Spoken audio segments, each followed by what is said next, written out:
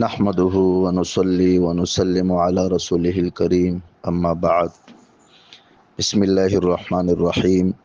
عن أبي سعيد الخدري رضي الله تعالى عنه قال دخل رسول الله صلى الله عليه وسلم ذات يوم المسجد فإذا هو برجل من الأنصار يقال له أبو أمامة، فقال يا أبا أمامة ما لي أراك جالسا في المسجد في غير وقت الصلاة؟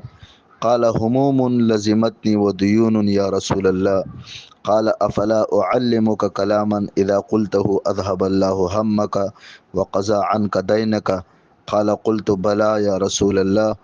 قال قل إذا أصبحت وإذا أمسيت اللهم إني أعوذ بك من الهم والحزن وأعوذ بك من العجز والكسل وأعوذ بك من الجبن والبخل وأعوذ بك من غلبة الدين وقهر الرجال.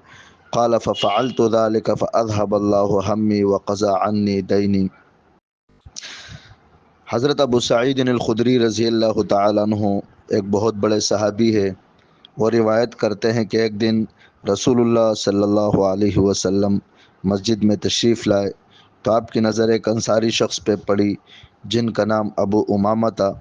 آپ علیہ الصلاۃ والسلام نے ارشاد فرمایا کہ اے ابو امامہ کیا بات ہے، میں تمہیں نماز کے وقت کے علاوہ مسجد میں الگ تھلگ بیٹھا ہوا دیکھ رہا ہوں.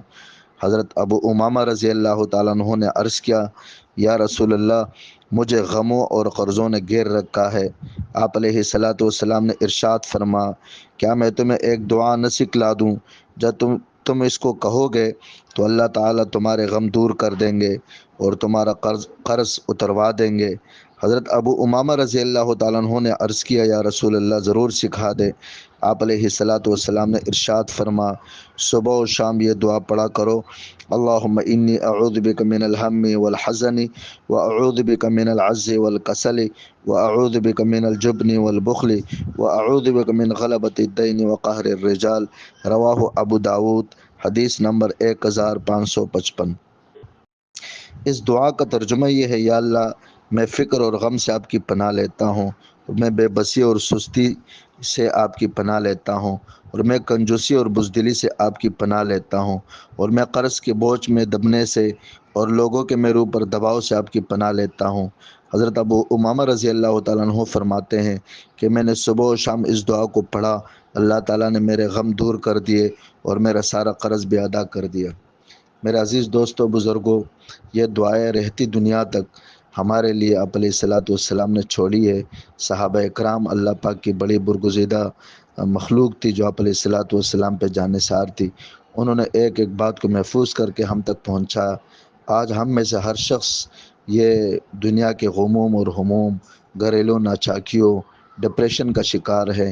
اسی طرح معاشی طور پر اور مالی طور پہ ہر آدمی پریشان ہے.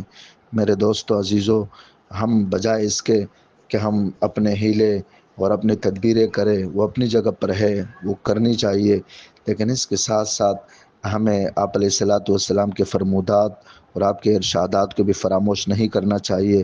اور اس قسم کے جو مسنون اور معصور دعائیں ہیں ان کو اپنے اوپر لازم کرنا چاہیے. سب سے پہلے نماز ہے، نماز پابندی سے ہو، اور صبح اور شام اگر ایک ایک تسبیح اس دعا کی پڑھی جائے اللہم انی اعوذ بک من الہم والحزن واعوذ بک من العجز والکسل واعوذ بک من الجبن والبخل واعوذ بک من غلبۃ الدین وقہر الرجال. انشاءاللہ العزیز یہ حدیث آپ علیہ الصلاۃ والسلام کے کلام میں کوئی شک شبہ نہیں ہے، صحابہ اکرام نے ہم تک پہنچائی ہے. اللہ ان کو جزائے خیر دے. ہم یہ پڑھیں گے ہمارے دنیا کے غموم بھی دور ہو جائیں گے، ہمارے مالی مشکلات بھی ختم ہو جائے گی. اللہ مجھے بھی اور ہم سب کو عمل کرنے کی توفیق عطا فرمائے. السلام علیکم ورحمۃ اللہ وبرکاتہ.